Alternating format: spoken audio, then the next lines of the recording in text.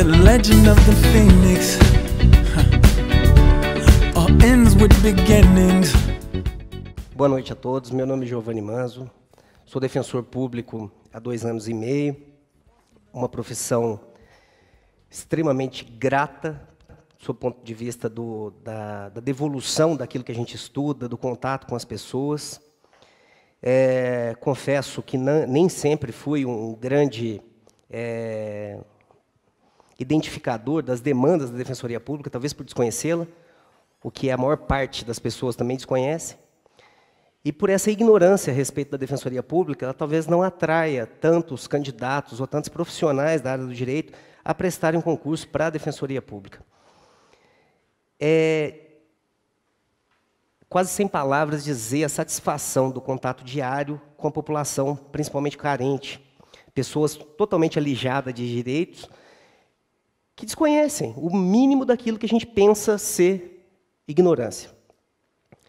Defensoria Pública, dentro dessa entrada que farei, é uma apresentação, até para que vocês conheçam, saibam o que é Defensoria Pública, por que existe a Defensoria Pública, qual a razão.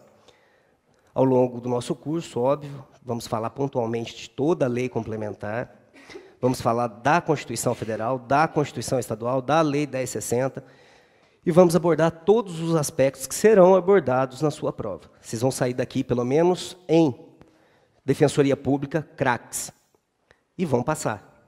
Não vão ter erro na hora de marcar o X na questão certa ou responder com diálogo exato e coerente na sua prova. Pode ter certeza disso. Como eu disse, estou na Defensoria Pública há 2 anos e meio, já passei por várias áreas de atuação da Defensoria Pública, e agora estou lotado no primeiro tribunal do júri, substituindo no primeiro tribunal do júri, que é diferente, né, também em relação à exposição de uma aula ou de transmitir conhecimento, atuação em plenário. Mas vamos lá, o que interessa basicamente. Todas as minhas matérias, este layout que eu configurei, será disponibilizado aos senhores ao final de cada aula, isso é critério técnico. Todas as resoluções de Minas Gerais, tudo aquilo que é atinente às matérias regulamentadas, eu tenho todo o material e todo o material será disponibilizado. Não é do nosso interesse esconder conhecimento, é divulgar o conhecimento, até para que a Defensoria Pública seja conhecida e vocês não passem o que eu passei na minha prova de defensor público. Minha primeira pergunta na legislação específica foi: me conte o nascimento da Defensoria Pública do Estado de Minas Gerais. Um belo de um sorriso e um tanto de palavra sobre qualquer aspecto que envolvesse hipossuficiência, o que é isso, tal, e deu certo no final, porque, afinal de contas, ninguém conhece.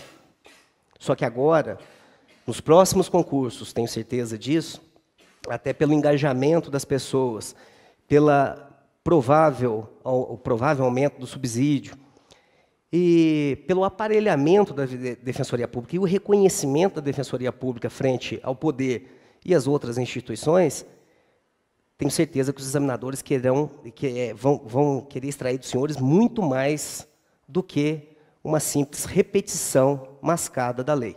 Lógico que na primeira fase é repetição mascada da lei, infelizmente, para não ter muita divergência. Mas é claro que nessas perguntas objetivas, sempre, necessariamente, sairão o quê? Algumas interpretações. E os senhores podem ter certeza, sairão preparados para isso. Combinado? Vamos lá. Defensoria Pública. Qual a razão da existência da Defensoria Pública dentro do Estado Democrático de Direito? Desde que nasceu o Estado Democrático, social de direito, se assim queiram chamar, o Estado ele tem todo o aparelhamento para impor, exercer e regrar, seja o aspecto civil, criminal, ou qualquer área de atuação, ou dentro da própria máquina administrativa. Várias instituições nasceram para controlar esses abusos, essa ineficiência do Estado em se autogovernar e gerir os seus administrados. O Ministério Público, quando nasceu, ele tinha o quê? O controle da própria administração. Se nós pensarmos num processo penal, não precisaria sequer do Ministério Público para a condenação, mas o Ministério Público apareceu o quê? Como alguém desaparelhado daquele meio para impor uma sanção. O Estado verificou que isso era impossível, que isso era pouco. Por quê? Garantias eram violadas. Porque, queira ou que não, aquele que está na figura da acusação, ele sempre tem um viés um pouco mais pesado em interpretar certas circunstâncias, certas situações, que não da forma totalmente coerente. Defensoria Pública, então, foi idealizada justamente dentro desse poder do Estado, de controlar tudo, mas dentro do poder para se chocarem e assim nascer uma igualdade. A razão da existência da Defensoria Pública hoje, ela já não é mais simplesmente uma instituição que trata de pobre. Não. Em absoluta hipótese. Defensoria Pública, hoje, dentro do sistema nacional, eu não vou dizer só jurídico, porque dá um aspecto de judiciário, Defensoria Pública é muito mais do que isso, dentro de todas as áreas de atuação. Então, o Estado precisa de mecanismos para abraçar toda a coletividade, dar uma resposta justa àqueles que pagam os impostos, ou deveriam pagar, ou não pagam porque não tem. E que isso soma 80% da sociedade, no mínimo. Então, a Defensoria Pública nasce como esse ente estatal, desvinculado de qualquer tipo de poder ou outro órgão da administração pública, voltado à defesa dos hipossuficientes. Vamos falar mais embaixo a questão da caracterização de hipossuficiência jurídica, hipossuficiência econômica, tudo isso será muito bem abordado de maneira tranquila. E, desde já, deixo aos senhores que fiquem bastante à vontade para levantarem a mão e me questionarem qualquer tipo de dúvida. Porque, dentro do desconhecimento do que é a Defensoria Pública, talvez eu não consiga, numa primeira fala, passar toda a informação necessária. E qualquer dúvida dos senhores serve para aclarar a mente de nós todos. Tá? Conceito. A criação de um conceito é sempre difícil, como todos sabem. Esse conceito eu mesclei de várias coisas que li. E tenta expressar de maneira consolidada a função, a razão para que os senhores estejam aqui, tentando, logo, logo, serem colegas nessa instituição. Vamos lá. Instrumento de concretização dos direitos humanos. Isso é palavra de Sepúlveda, pertence em um acórdão. Verdadeiro agente de transformação social. Falaremos também da questão do que é transformação social, cuja atuação exorbita as raias da mera judicialização de demandas, em atenção aos hipossuficientes, com existência constitucional a partir de 1988, dotada de autonomia funcional e administrativa, e aí faço a exemplificação, temos 3 poderes, legislativo, executivo e judiciário, e temos 3 instituições autônomas, independentes, completamente desvinculadas de qualquer poder, que são a Defensoria Pública, o Ministério Público e o Tribunal de Contas.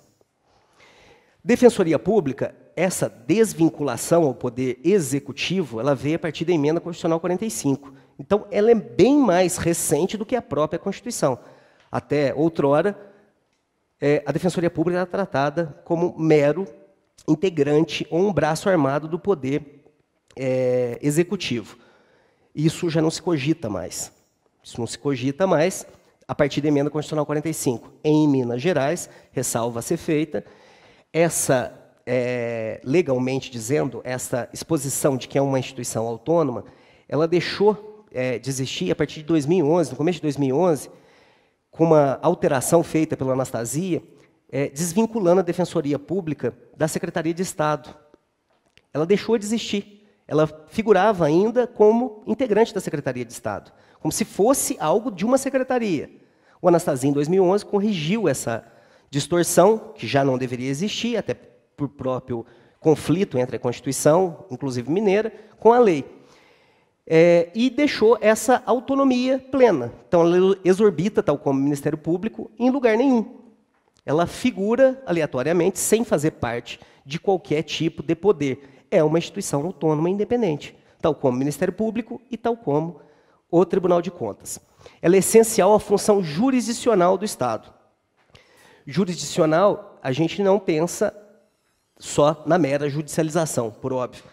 Essa função jurisdicional é todo aparato jurídico que integra orientação jurídica, integra assistência, integra inclusive um colo. Às vezes uma conversa resolve o problema imediato daquele que necessita. Defensor público no dia a dia, ele atua como psicólogo muito mais do que na advocacia. Se na advocacia já somos, ou éramos a oportunidade, psicólogos, hoje, não mais. Por quê? Defensoria Pública, nós recebemos todo dia pessoas que chegam para contar da vida, o problema é a última questão. Então você abraça de maneira ampla a pessoa que tem algum tipo de problema. E aí me cabe pincelar que Defensoria Pública não é aquele de terno e gravata ou com um belo vestido trancado dentro de um gabinete. Não esperem isso jamais. Jamais. Defensor público é agente de transformação social. Por quê? Porque ele está com a comunidade, orientando juridicamente a comunidade, desenvolvendo direitos em qualquer área, seja inclusive até por orientação de uma higiene pessoal. O colega lá em Varginha agora fará discussão sobre obra literária em filme, para discussão dentro de um presídio com os presos. Essa é a vocação, esse é o mistério do defensor público. É a criatividade. Ele não se limita apenas àquilo que está na lei. Eu faço o que está na lei.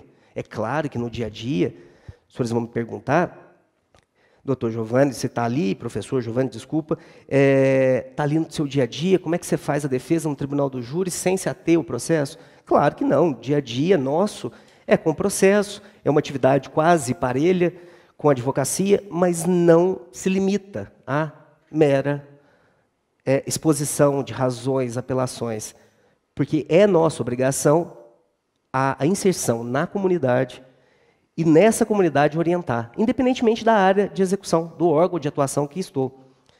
Então, todas as vezes, principalmente em comarca menor, os senhores sentirão isso quando tomarem posse e forem deslocados lá para o interior.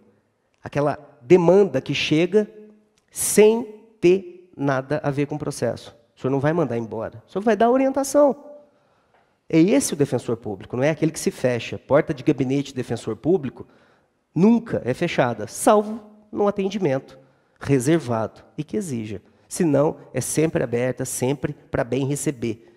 Esse contato com o povo, esse contato com a pessoa carente, com suas mazelas, com seu probleminha, que não tem nada a ver com o processo, é isso que o senhor vai atuar.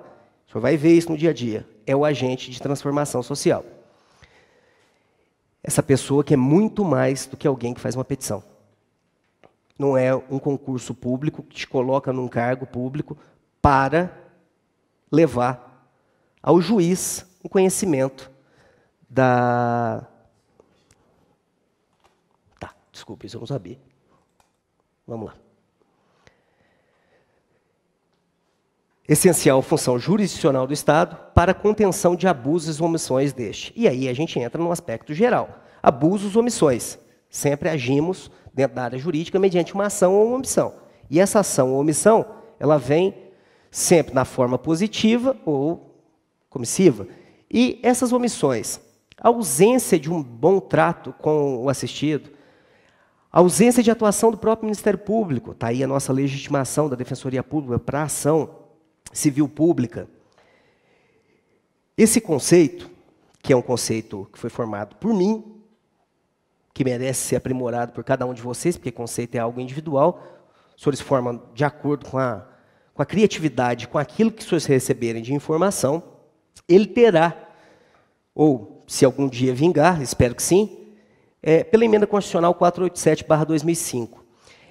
Essa emenda constitucional, ela corrige uma distorção, porque a Defensoria Pública na Constituição Federal está junto com a Advocacia Pública, e ela não se confunde com a Advocacia Pública.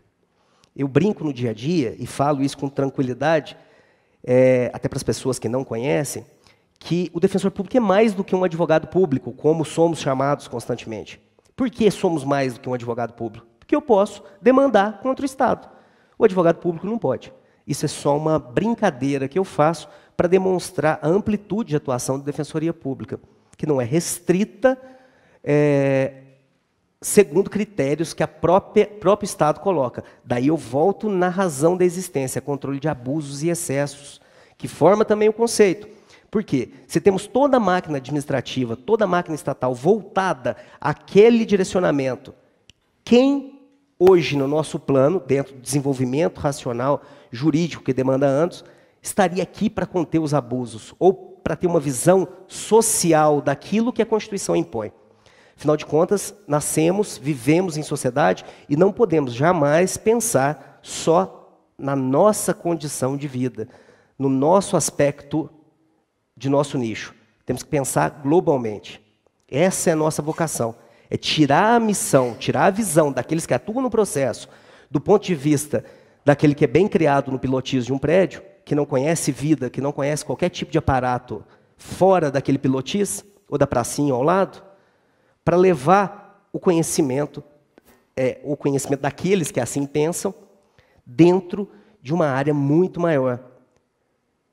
Sentindo na pele o que é a vivência daquele que não tem condições de se expressar, não tem condições de atingir com a palavra, por desconhecimento completo, ignorância, posso assim dizer, daquilo que pode e do que lhe é direito, ou não.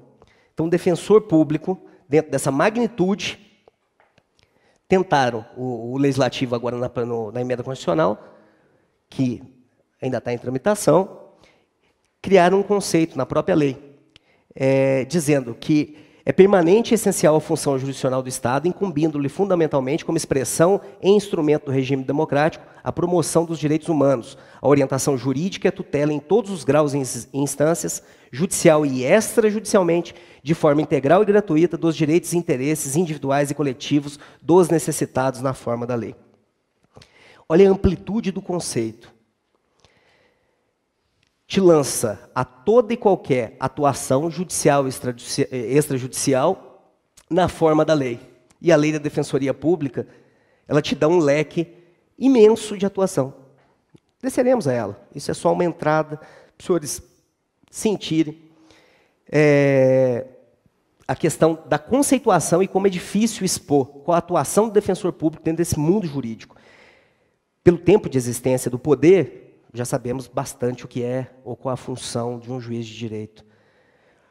Ministério Público, para aqueles que não sabem, a partir de 88 que ele ganhou uma figura de Ministério Público que hoje conhecemos. Antes de 88, o próprio CPP previa a nomeação de promotor ad hoc. Vem cá, hoje o senhor vai ser o promotor de justiça da audiência. Evolução que a própria Defensoria Pública passou antes de 88 e depois de 88 também, pelo próprio desconhecimento.